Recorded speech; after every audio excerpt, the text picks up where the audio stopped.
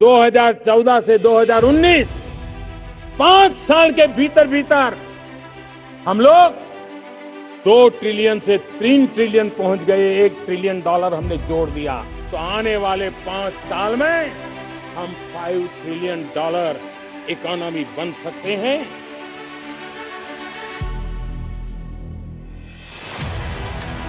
नमस्कार दोस्तों, आपने कई बार हमारे प्राइम मिनिस्टर के भाषण में सुना होगा कि इंडिया की जीडीपी $5 ट्रिलियन के पार ले जानी है। और आज के वीडियो में हम इंडियन इकोनॉमी की हिस्ट्री और ग्रोथ के बारे में जानेंगे और इनके चैलेंजेस को समझेंगे।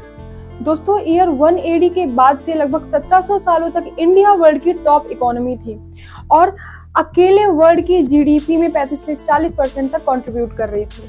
1526 से 1820 तक मुगल ईरा में इंडियन इकोनॉमी लार्ज और प्रॉस्परस थी और इंडिया और चाइना मिलकर वर्ल्ड की जीडीपी का 60 से 70% कंट्रीब्यूट कर रहे थे। वहीं 1793 से 1947 तक ब्रिटिश एरा में जैसे जैसे ईस्ट इंडिया कंपनी का एक्सपेंशन हुआ, वर्ल्ड की जीडीपी में इंडिया का कंट्रीब्यूशन कम होता चला गया और 1950 में इंडिया की वर्ल्ड की जीडीपी में हिस्सेदारी सिर्फ 4.2% थी। 1947 से 1991 तक इंडियन इकोनॉमी के लिए प्री लिबरलाइजेशन पीरियड में डिरिजिज्म टर्म का यूज किया जाता था, जिसका आसान शब्दों में मतलब ये है कि उस समय की इकोनॉमी और बिजनेस पर सरकार का प्रभाव बहुत ज्यादा था।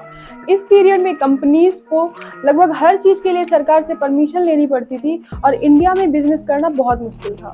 और इसी समय का JRD टाटा का बहुत ही फेमस कोट है, I cannot decide how much to borrow, what shares to issue, at what price, what wages and bonus to pay, and what dividend to give.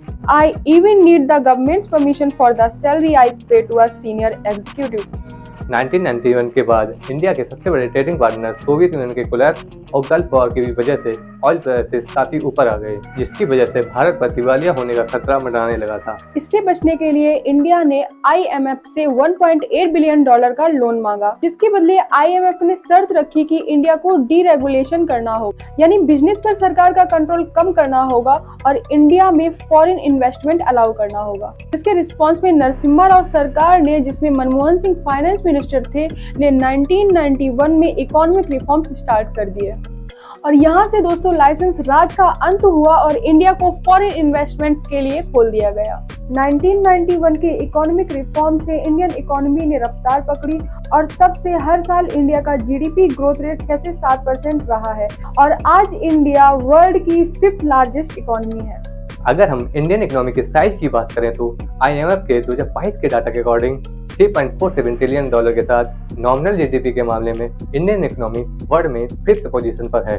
वहीं अगर हम PPP जीडीपी की बात करें तो $11.67 ट्रिलियन के साइज के साथ इंडिया वर्ल्ड में 3rd पोजीशन पर है। और जब हमारे प्राइम मिनिस्टर $5 ट्रिलियन की बात करते हैं तो वो नॉमिनल जीडीपी की बात कर रहे होते हैं। इंडिया का नॉमिनल जीडीपी पर कैप्चा $2466 है।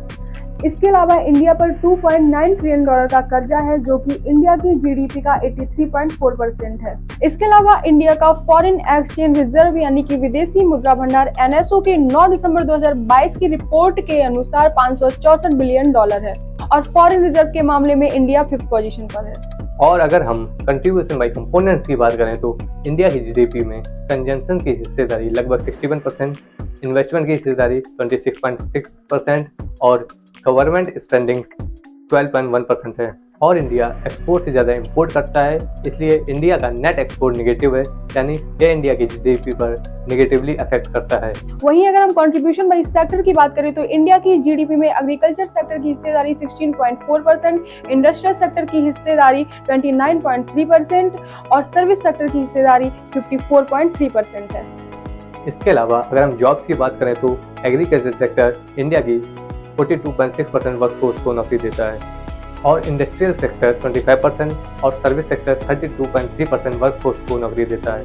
और इससे हमें यह इंसाइट मिलता है कि इंडिया को अपने इंडस्ट्री सेक्टर को प्रमोट करने की ज़रूरत है, क्योंकि इस सेक्टर से सबसे ज़्यादा जॉब जनरेट होती हैं। दोस्तों, इंडियन इकोनॉमी का फ्यूचर ब्राइट है, जिसके रीजंस हैं इंडिया का large market, growing middle class, large number of skilled and unskilled cheap labour, India का तेजी से ग्रो करता टेक्नोलॉजी सेक्टर और इंडिया की जियोग्राफिकल लोकेशन, जिसको फॉरेन इन्वेस्टमेंट के लिए अट्रैक्टिव डेस्टिनेशन बनाती है। अगर चैलेंजेस की बात करें तो इंडियन इकोनॉमी के सामने कुछ बड़े चैलेंजेस हैं, जैसे कि rising income inequality, poverty, unemployment, poor infrastructure और कम इनकम टैक्स पेयर्स का होना।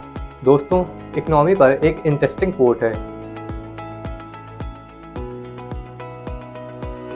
तो दोस्तों, अगर आपको ये वीडियो पसंद आया हो तो आपको ये वीडियो भी पसंद आएगा जिसमें हमने जीडीपी की बेसिक्स के बारे में बात करी है। सो अगर आपको ये वीडियो पसंद आया हो तो प्लीज़ हमारे चैनल को सब्सक्राइब करें, क्योंकि सब्सक्राइब करना आपके लिए बिल्कुल फ्री है, लेकिन उससे हमको बहुत मदद हो जाएगी। Thank you.